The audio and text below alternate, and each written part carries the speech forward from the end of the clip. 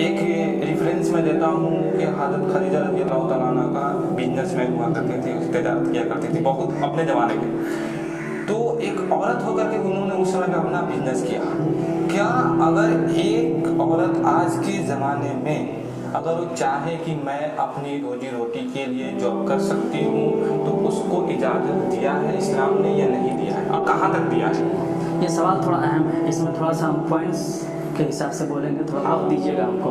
पहली बात है खदीजा रज़ी अल्लाह अन्हा का सवाल क्लियर कर देते हैं। उन्होंने जो है तिजारत की, लेकिन वो खुद से जो है अपने माल तिजारत लेकर नहीं जाती थी, वो उनके यहाँ आदमी थे। और यहाँ तक कि अल्लाह के रसूल सल्लल्लाहु अलैहि वसल्लम वो खुद जो है उनके माल तिजारत लेकर के बिजनेस के लिए जाते थे, वो खुद नहीं जाती थी। अपना तिजारत का माल था उनके पास, लेकिन लोगों को लगा देती थी कि आप हमारे तिजारत लेकर जाइए, नफ़ा होगा तो हम आपस में इसको बांटेंगे। नहीं बात।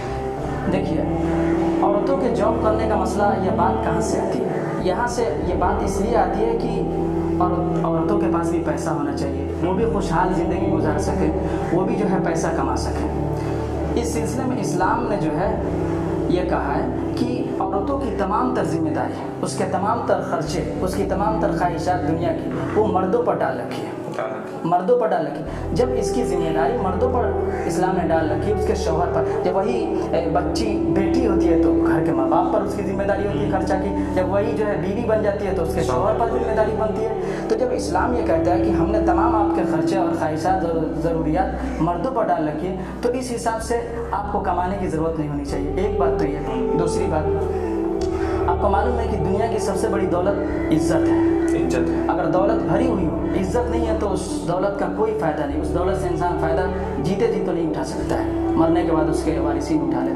अब बताइए, आपको माहौल मालूम है इस मुल्क का कि इस मुल्क में जो लड़कियां जॉब की लाइन में जा रही हैं, कैसे दरिंदगी के वाक़यात उनके साथ पेश आ रहे हैं, सब जाने। इसमें दलील देने की ज़रूरत नहीं और एक दो मिसाल गिनाने की ज़रूरत नहीं है। अब जब इज़्ज़त ही नहीं बचेगी तो जिस इज़्ज़त को हासिल करने के लिए हमने औरतों को जॉब लाइन में डालने की कोशिश की कि उनको जॉब कराया जाए, उनको बिजनेस की लाइन में डाला जाए, तो अगर इज़्ज़त नहीं रही तो फिर हमने जो उसका एहतराम, औरत का एहतराम खो दिया। फिर जिस मकसद के लिए हमने उसको जाके उसको सर पर बैठाया, वो तो औरत आपके कदमों में चली गई। तीसरी बात यह कि इस्लाम ने जो है मर्दों को हुक्म दिया कि वो कमाएँ, बाहर की गर्मी को, सर्दी को, धूप को, सबको बर्दाश्त करें, तेज़ हवा के थपेड़ों को बर्दाश्त करें। और औरतों को हुक्म दिया कि वो माल जो शौहर कमा कर ला रहा है, उस माल की वो हिफाजत करें, उसके बच्चों की तरबियत करें, शौहर के ज़हनी और इत्मीनानी और उसके जिस्मानी सुकून का ज़रिया बने।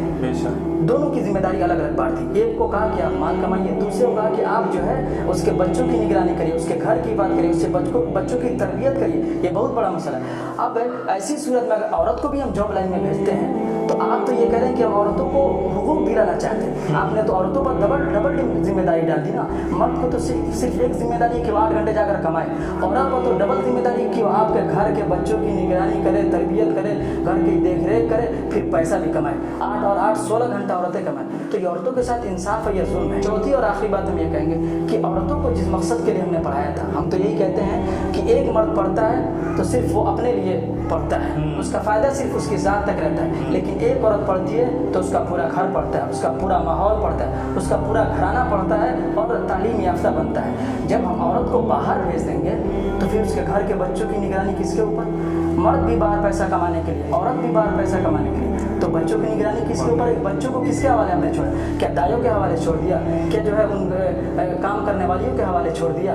और आप सोचिए, एक शौहर जब पैसा कमाने के लिए बाहर जाता है या ड्यूटी पकड़ने के लिए बाहर जाता है तो सुबह में घर में कैसा अफरा तफरी का माहौल रहता है। इधर का सामान कोई इधर उठाता है, कोई इधर उठाता है, वो अपने काम में लगा रहता है, ये अपने काम में लगा। अगर औरत भी जॉब के लिए जाने के लिए तैयार हो रही होगी या औरत को भी ड्यूटी पकड़नी होगी तो घर का कैसा माहौल होगा? जैसे स्टेशनों पर माहौल होता है अफरा तफरी का, वो अपने काम में मशगूल होगा, वो अपनी ड्यूटी पकड़ने में बिल्कुल मशगूल होगा और औरत अपनी ड्यूटी में पकड़ने में बिल्कुल मशगूल होगी। जिस मकसद के लिए तालीम हमने दिलाया था वो मकसद हासिल नहीं हो पाएगा, बच्चों की तरबियत नहीं हो पाएगी, घर का माहौल सही नहीं हो पाएगा। और मर्द आपके लिए कमा रहा है और घर पे वो आए तो आप उसको देख कर अब उसको खुशी लगे और उसका पूरा थकावट उसकी पूरी दूर हो जाए, इसलिए ना वो आपके लिए कमाए। अगर आप भी ड्यूटी में होंगी तो फिर दोनों आएंगे तो शाम को थके अपने अपने बिस्तर पे चले जाएंगे, अपने अपने कमरे में। तो हाँ, मजबूरी में शरीयत नहीं जाती। जैसे मजबूरी में शरीयत नहीं जाती, जैसे शरीयत में है कि अगर किसी के शौहर का इंतकाल हो जाए, उसके पास कोई सोर्स ऑफ इनकम नहीं है, तो शरीयत कहती है कि पर्दे के साथ जाए और पर्दे के साथ आए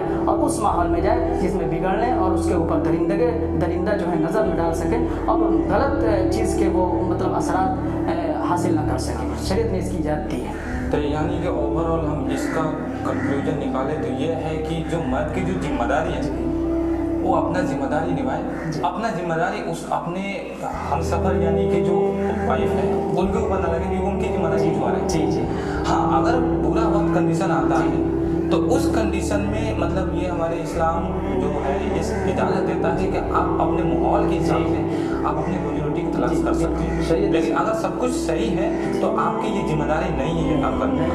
सही बात है।